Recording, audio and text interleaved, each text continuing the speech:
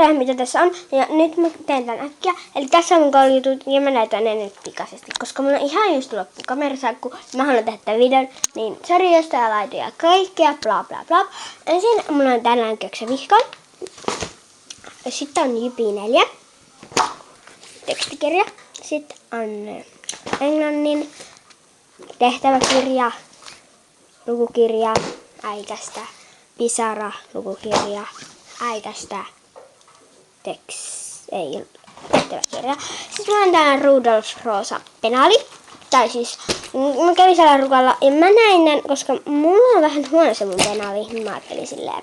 Ja tää on muutenkin meikkipussi. Tollanen. Tää on ihan kiva. Ja silleen, jos sä käytät tätä, niin voi käyttää sitä vaikka jollain muuta. Ja te voitte ihmetellä sitä, mutta kun mä en halua näyttää omaa naamaa, koska sit mä en näy samoin kuin tää ja bla bla bla.